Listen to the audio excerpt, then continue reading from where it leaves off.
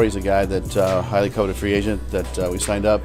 And if you look at our 170-pound weight class, they're all killers in there. We got a bunch of killers. We got Kreshkov, you got Lima, you got Rory McDonald, you got Paul Daly, you got MVP. I mean, I'm telling you, we have the best 170-pound division in the planet as far as I'm concerned.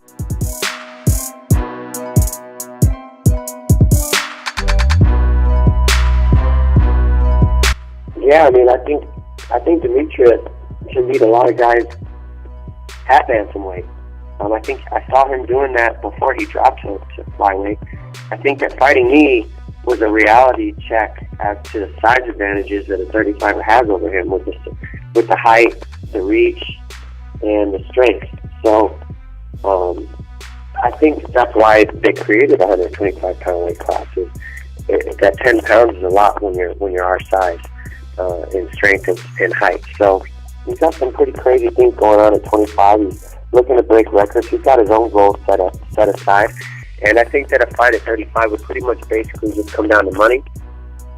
If the money paid for it and if the fans want to see it. And the only way that the money pays for it is if the fans want to see it. So I'm never going to shut down any opportunity for big money fights and big matchups. You know, I mean, that's what I'm in this for. I've been a world champion most of my career. I mean, I've only had one 3-round fight in the past 6-7 years. All my fights have been 5-round fights against the best little guys in the entire world. So why would I shut down an opportunity like that with another one of the best? I wouldn't. What would happen if you fought Ronda Rousey? First thing, it'll be the biggest fight ever for women's MMA. For me, it'll be really special because I'm thinking about this fight a long time. I know I don't need to prove anything for nobody. I know myself, but no, I never choose opponent, but her I would like to fight. If you don't need to prove anything, why do you think about fighting Ronda Rousey so much? It's not about people. It's about I want to punch her inside the cage. You want to punch her inside the cage? Yes. Why? Ronda did a lot of bad things for me per years, like 6-7 years. I think everything she say about me, it's not true. She don't know me. She never talked to me. We never met each other. I've read your Twitter timeline. She said you were a man. Mm-hmm. She called you an it. Yes.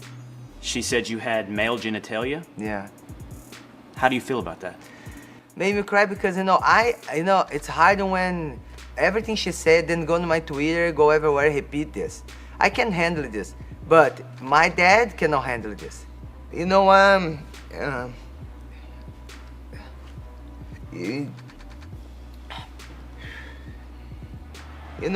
show them, I keep strong, this don't bother me. It don't bother me, I keep training, you know.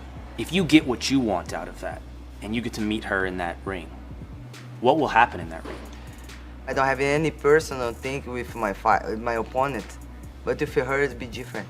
It'll be semi-violent, it'll be same thing, you know, but, you know, baby, I don't finish the fight soon. I'm sorry, you would drag the fight out, is what you're saying? Maybe. You would drag it out to punish her? Yes. For all the pain you just described to us. When you start disrespecting, you know, your family, and disrespect me, myself, you know, when you try ridiculous myself for all my fans, I think this is not cool. This is not cool.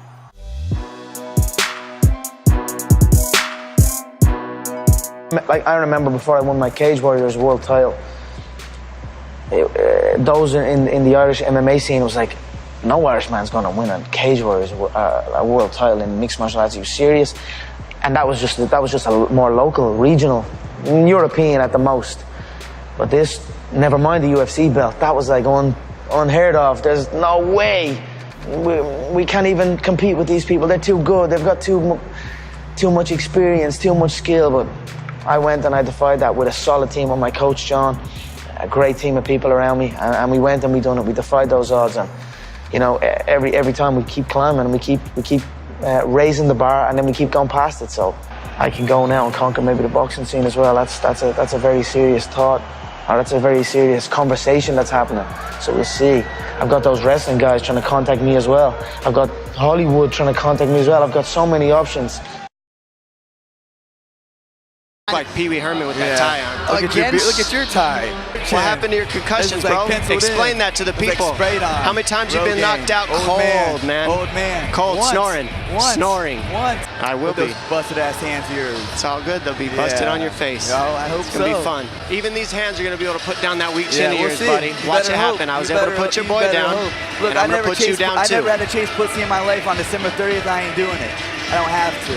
What are you talking about? What are you talking about? We'll see. Oh, come on, man. Quit trying to act like a tough guy. Quit trying to act like a tough guy because there's a camera on. Even these little pillow hands were able to put down your boy Faber. So watch what happens, what I'm going to do to you, little boy. Watch what I'm going to do to you. Look at your legs, bro. Your legs got no wheels. How are you going to run from me? How are we going to track you down? Shut the hell up!